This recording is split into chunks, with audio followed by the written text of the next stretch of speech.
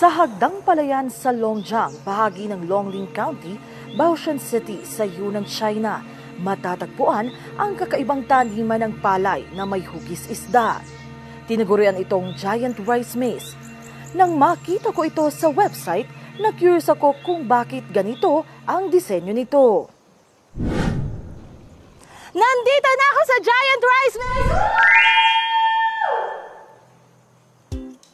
Mabuhay! Ako si Melales Moras ng PTV mula sa Pilipinas.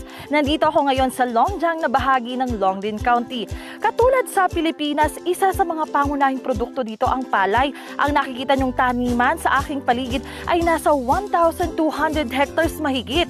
At dito may kakaibang paraan ng pagtatanim ng palay dahil 2-in-1 na yan. May taniman na, may palaisdaan pa. Naku, mahirap pala hanapin yung maize dito. Kaya hingi tayo ng tulong sa isang lokal. Kuya, ni hao! Ni hao, ni hao! Habang nahihirapan akong mahanap ang labasan ng maize, nakilala ko ang magsakang taga rito na si Kuya Li Mengsin. Kuya, napansin ko yung mga tanim dito, yung mga palay mataas, mas mataas pa sa akin. Bakit po ganun at kakaiba yung mga palay dito? 这个是今年省农科院在我们这边试验的一个品种，叫做鸡人稻，它的高度能长到1.6米以上。 Kuya, napansin ko rin kanina yung mga palayan, meron din siyang mga isda, kakaiba. Bakit po ganun? 这个是我们这边的品种稻花鱼，如果你想体验的话，等一下我带你去田里体验好不好？ sige, tara po. 走吧。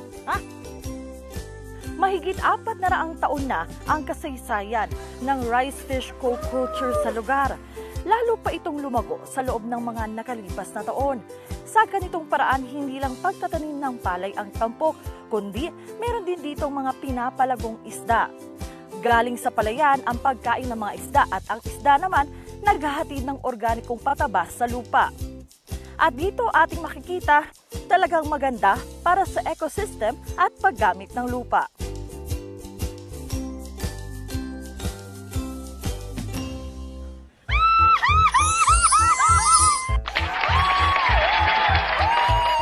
Kuya, bakit may isda yung mga taniman dito? At ano ba yung katangi-tangi kakaiba sa mga isda na nakukuha dito?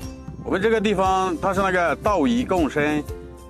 历史很悠久了。从我的祖辈开始，他们就这样把那个蚁放在这个稻田里面，让那个蚁吃这个稻田里面的那个稻花。我家养了200多斤这个稻花鱼，一部分是我们自己家吃的，还有一部分是卖到那个农家乐里面去给那个游客品尝。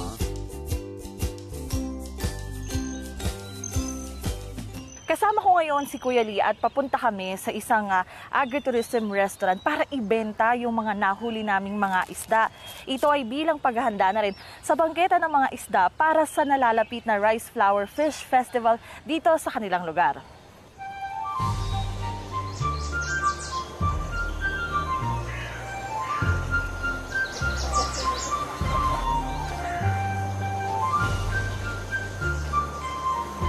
小嫂，我来卖鱼给你家了。这位是我的菲律宾朋友，想来跟你学一学那个前一宴的制作。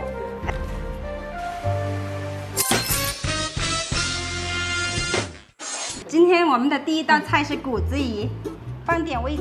Iba't iba ang paraan ng pagluluto ng rice flower fish dito sa Longjiang. Yung pritong isda, pipiliin natin yung mga isdang may katamtamang laki. Huhugasan natin ito at hindi na kailangang alisin ang kaliskis at laman loob. Ipiprito ito sa kawali at masasabing luto na kung malutong na sa labas at malambot sa loob. Pagdating sa dinurog na isda na parang relyenong hubad sa Pilipinas, hihimayin lamang ang pritong isda at hahaluan ng bawang, sili at iba pang pampalasa at sama-sama itong dudurugin sa lalagyan hanggang mahalo ng tuluyan. Masarap itong pang-ulam sa kanin. Very good! Kwento ni Ate Kang Wang Chu, may-ari ng isa sa mga patok na kainan sa lugar, taong 2017 nang magdesisyon ang kanilang pamilya na magbukas ng agritourism restaurant. Noong 2023, umabot sa 800,000 yuan RMB o 6 million pesos ang kita nila mula sa restaurant. Ngayong taon, 0.4 hectare ang itinanim nilang palayan at nasa 300 kilo ang alaga nilang rice flower fish sa palayan. Dahil marami ang customer, di sapat ang sarili nilang alagang isda at kailangan pa nilang bilhin ang extra mula sa ibang magsasakang lokal. Ate, ano pa yung mga mga pangarap mo sa hinaharap? Ano pa yung mga gusto mong gawin? Ano pa yung mga gusto mong mangyari? 希望越来越多的游客来到我们龙江，知道我们的稻田鱼，我们的生活越来越好。 Matagal na ang rice fish co-culture dito sa Longjiang. Nagpapakita ito ng talino sa pagsasaka ng mga residente at magandang koneksyon ng mga tao at ng kalikasan. Nagdudulot din ito ng ecological at economic benefits. Patunay riyan ang pag-unlad sa buhay ng mga magsasakang tulad ni Kuya Lee at Ate Kang. Naniniwala naman akong abot kamay lang ang pangarap na ito basta't magtutulungan ang bawat isa.